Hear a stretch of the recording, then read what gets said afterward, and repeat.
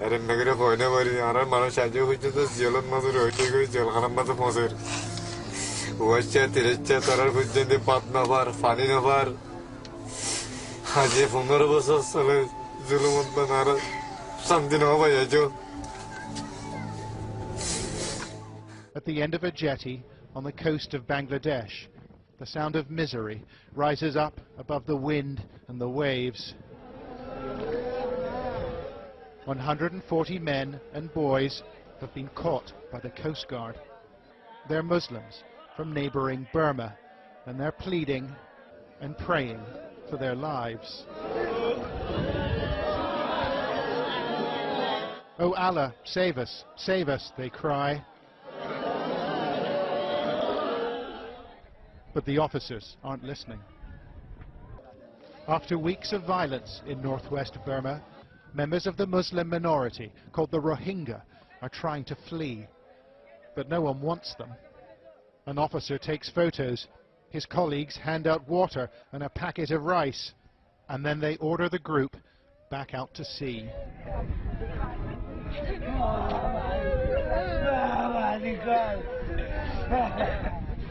Their boats are leaking and they're badly overloaded. But it's not the voyage these men fear most. It's returning to Burma. "They'll kill me," says this man. An officer from the Coast Guard replies, "Allah will save you. Now go back."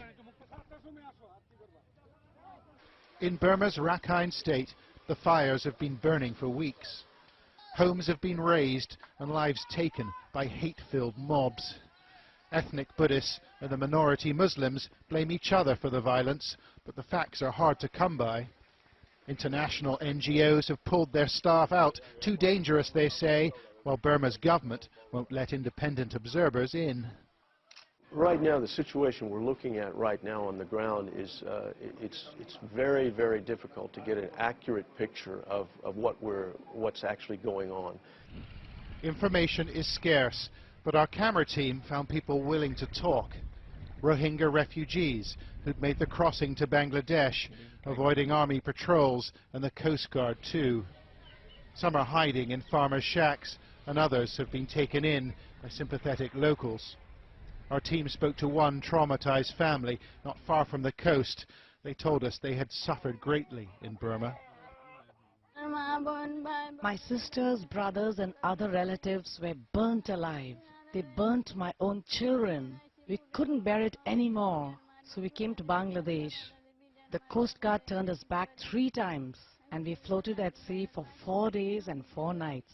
And then we managed to sneak in. 3 of our children were burnt to death in Burma. Another 2 died in the boat getting here." Like other Rohingya refugees, members of this family told us that policemen and members of the military in Burma took sides, participating in attacks on Muslims. Muhammad Islam says he saw a Burmese helicopter attack boats packed with refugees. There were 3 boats together when we set off, and another 3 followed us. The 3 boats that lagged behind were attacked by a helicopter and caught fire. He thinks almost 50 people were killed, although Burma has denied the allegation. The helicopter was circling in the sky. We saw something reddish fall on the boats, and instantly they exploded into flames. 300,000 Rohingya already live in Bangladesh, many in this desperately overcrowded refugee camp. And the government here says it won't take any more. The Rohingya are Burma's problem. But some have made it through, like these famished refugees eating rice on the floor of our team's hotel room. Everyone wants to take shelter in Bangladesh, but they can't get in. The police are everywhere. Mr. Shakur painted a distressing picture of his hometown, of residents and neighbours consumed by hate and bloodlust. They slashed our children. They put a sharp sword on the ground. They held infants above the sword and let the infants fall on it. They killed the babies that way. Did you see this happen? We asked him. Yes, I did. I saw it with my own eyes. They are shocking allegations, but is anyone prepared to listen? Burma's opposition leader, Aung San Suu Kyi, was feted in Europe for her stand against the country's military leaders, but she chose not to speak up for the Rohingya last week. She said she didn't know whether they were Burmese. We don't know what happened to the men and the boys we filmed on the jetty in the Bangladeshi town of Teknaf. A local contact said 5 of the boats pushed back into the sea had disappeared by the next morning. But like much of the testimony we've heard, we've been unable to verify it.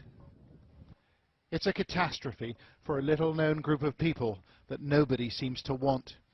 Only dialogue and generosity and human decency will prevent further loss of life.